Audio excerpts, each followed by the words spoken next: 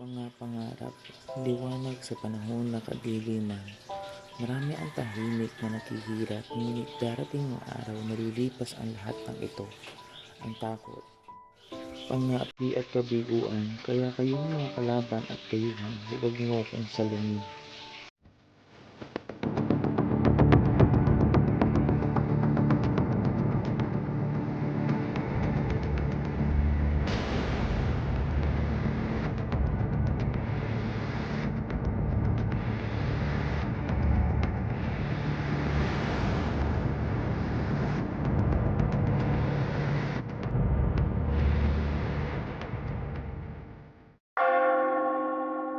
Hindi niyo ba batid na marami sa enjoy, mamang? Hindi rin yung babatid na listahan tayo ng isang video. Maaaring masaktan si Kapitan Tiago. Matagal niya nang iniisip na siya yung Leo. Mga kaibigan, pinapakilala ko sa Kristo mo, Ibagan, kadadating ng galing sa Europa.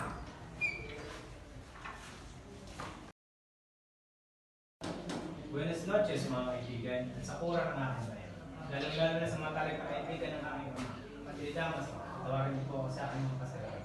Hindi ka nagkakamali. Hindi ako matalik na kaibigan ng iyong ama. Kayo nga ba ang anak ni Don Rafael? Maligayang pagdating. Gustahin mo yung ganyang yaman sa ganyang idea? Bulag ka ba? Nagpapasalamat ako at palagay ang loob ng dating kura sa akin. Nung ipagpaumanin niyo ako, madami pa akong gagawin bukas. Sa gitna na ng sangang puno ng abala at ingay, sa bawat yapak ng paglalakbay, nagising ang puso sa isang katotohanan matagal nang ikinukubli. Masakit man ang pagtuklas, ito'y tila sukat na kailangan danasin upang tuluyang matauhan at lumaya sa mga ilusyon ng daigdig. Senyor Ibarra! O, tanyente, kayo pala. Ginulang niyo ako. Mag-ingat kayo, Senyor Ibarra. Maging aral sana sa inyo ang nangyari sa inyong ama. Hindi lang meron ka sa kamatay ng aking ama. Ano ba nangyari? Ang inyong kamay namatay sa bilangguan. Sa bilangguan? Hindi ka kaya nagkakamali? Maaari magkamali. Si Don Rafael na pimintang erehe at pilibustero ni Padre Damaso. Paano nangyari yun? Paano siya nabilanggo? Sa kasamaan pala, namatay ang inyong ama. Kinulong siya at pinagbintangan. Pinagbintangan siyang ere at pilibustero. At dito nawala ang kalusugan niya at siya ay namatay. Ah, kaya pala, hindi sinabi sa akin ni Kapitan Tiago ang dahilan. Bakit kaya wala pa siya?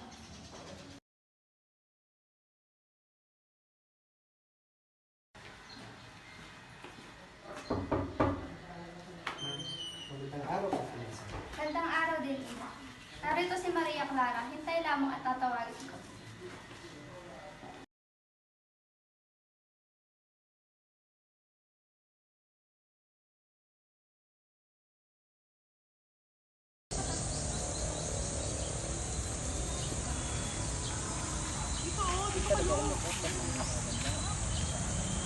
Nagpunta ka lang sa Europa, tila tumatamis na iyong mga salita.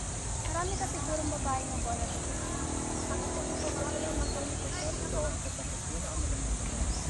Pinabola mo naman ako. Ay ko, sabi sa akin nangungulila siya. Higit ako nangungulila sa iyo, Crisanta. Bukas ay araw na makapatay. Kailangan ko ng umuwi sa inyo. Ialay mo mga ito sa iyong mga magulang. Maraming salamat, mahal. Nasaan ang bibingan ng aking ama?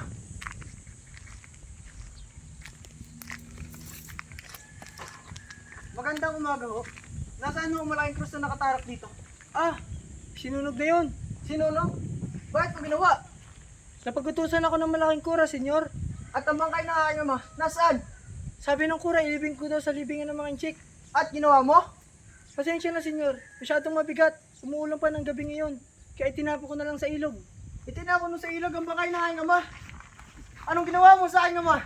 Hindi ako yun. Nagkakamali ka. Anong wala? Sumagot ka. Si Padre Damas yun. Siya yung nagutos.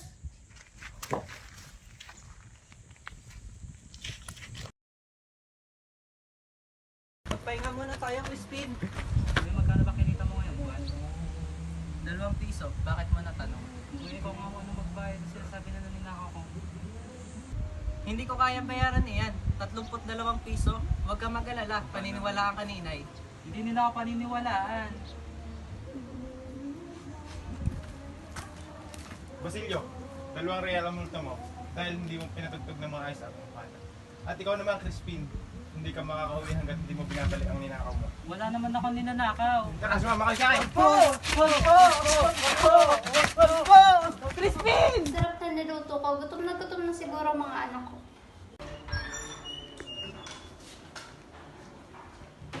May pagkain ba? Oo, meron. Nasaan na? Bilisan mo!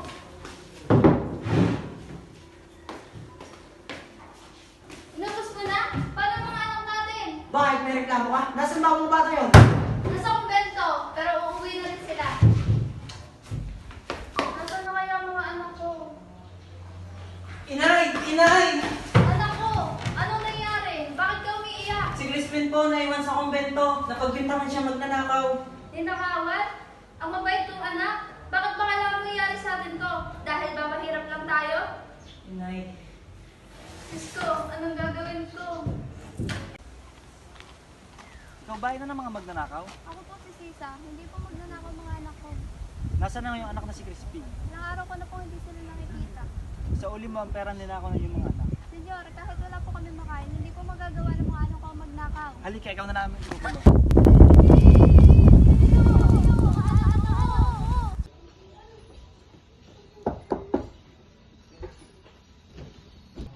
Balak ko ata kayo pula. Maria ka pala, Ginoo. Ano may paglilingkod ko sa iyo, Ginoo? Bakit ka nagsusulat ng hieroglyphical philosophy? Sumusulat ako para sa hinaharap. At baka hindi ito magamit ngayon. Ngunit sa hinaharap, ang mga saling lahi ay matatalino. Ano namang wika ang gamit mo, philosophy? Sa sarili nating wikang Tagalog. Maaari bang gamitin ang hieroglyphical Tagalog? Maaaring masigit gamitin ang alpabetikong Pilipino kaysa sa wikang Latin. Nais ko saan magpatayo ng paaralan para sa aking minamahal. Naniniwala ako na mangyayari ang aking mga plano. Huwag mong ituloy ang mga plano hanggat hindi nyo nakikita ang bangkay ng iyong ama. Hindi maaari. Sila ang dahilan kung bakit namatay ang aking ama. Mabigo man kayo. Masaya ako nakikita ko kayo nagawa ng nararapat. Maraming salamat, Pilosopo. Ako'y patungo na sa kura.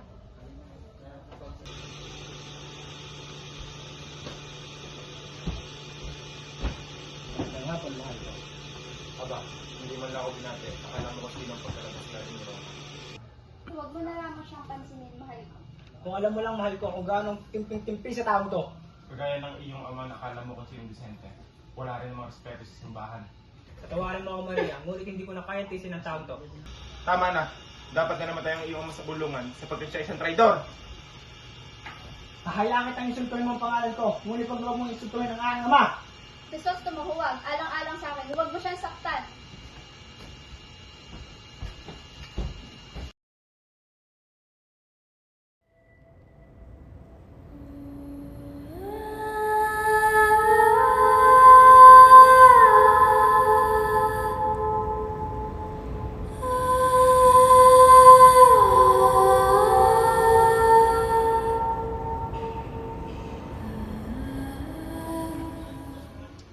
Guardia Civil?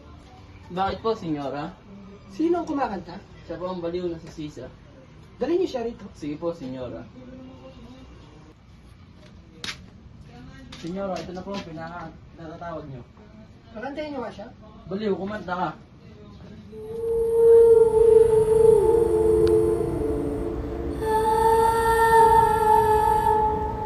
Magaling. Guardia Civil? Pwede na kayo malis.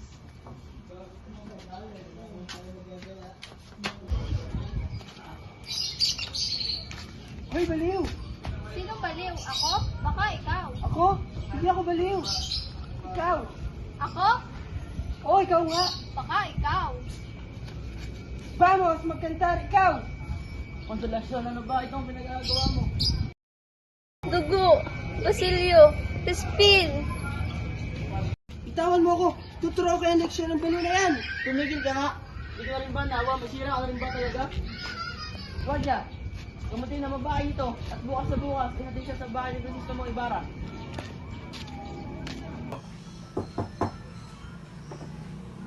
Oh, Doña Victorina. Magandang umaga. Maganda ko nga rin sa'yo, Kapitan Tiago. Magandang araw, Kapitan Tiago. Ako nga pala si Alfonso Linares. Magandang araw din sa iyo. Tuloy po kayo.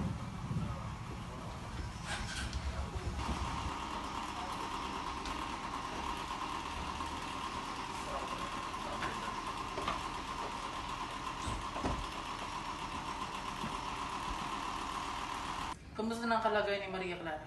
Walang pagbabago, Don Tiborio. Tuloy po kayo.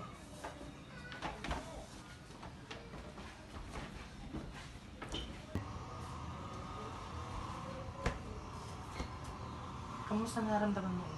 Masakit pa rin po ang aking ulo, doktor. Doña Victorina. Siya ba si Maria Clara? Oo, Alfonso. Siya nga. Napakaganda niya talaga.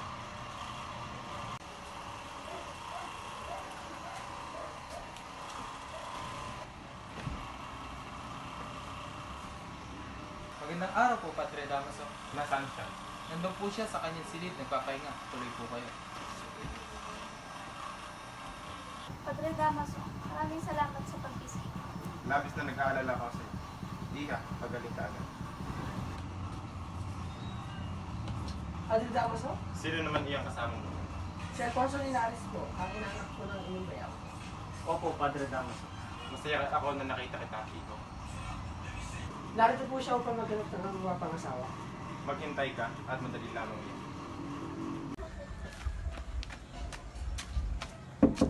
Tao po. Oh, yes. Senyor Ibarra, umalis na po kayo sa lugar nito pagkat hindi po kayo ligtas. Ano ibig mong sabihin? May pag-aalsa po nagaganap. Ano dapat kong gawin? Sunugin niyo po mga papeles at magtungo po kayo kahit saan yung hindi po kayo masusundan. Maraming salamat, kaibigan. Gusto mo? Huwag mo sabihin iyan. Siguro kung mag-aalinlangan ka kapag nalaman mo na Ano, mahal ko? na ang tunay kong ama ay ang kinasusuklaman mong padre, si Padre Damas. Paano? Basta lagi mong tatandaan, ikaw lang ang iniibig ko, mahal ko. Yes, saan tayo patungo? Sa isang kaibigan ko sa Mandaluyong, Katapos? magpatatag ka sa ibang bansa. Para saan pa? Para makabawi sa mga kasalanan ni Nuno. May maparating! Magtago ka, iligtas mo ang iyong sarili. Magkita tayo sa Noche Buena, malapit sa puntod ng iyong lolo.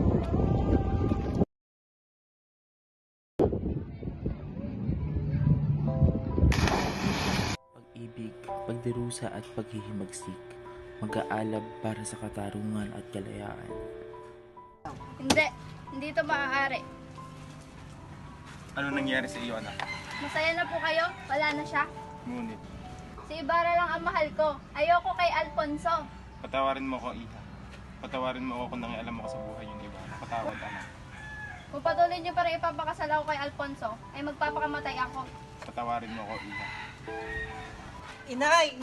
Sino ka? Ako po si Basilio, ang inyong anak. Hindi kita kilala. Huwag po kayong matakot, Inay. Basilio. Iho, Sino po kayo? anong balak mong ganyan sa ina mo? Gusto ko po siya ipalibing sa sementeryo, kaso wala po akong pera. Umuhaan naman ng panggatong, malapit na din ang kamatayan. At sa sandali na mangyari iyon, sunugin mo lang ang mga katawan. Pagkatapos, Maghuway ka at may makikita ang kayamanan. Gamitin mo ito para sa iyong kinabukasan. Naiintindihan mo ba? opo, Ginoo.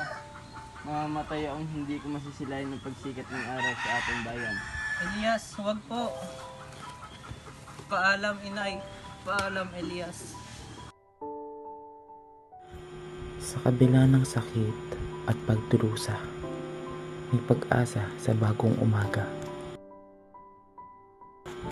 Habang nililisan ko ang bayang iniibig, basan ko ang sukat ng mga pangarap na nawasak.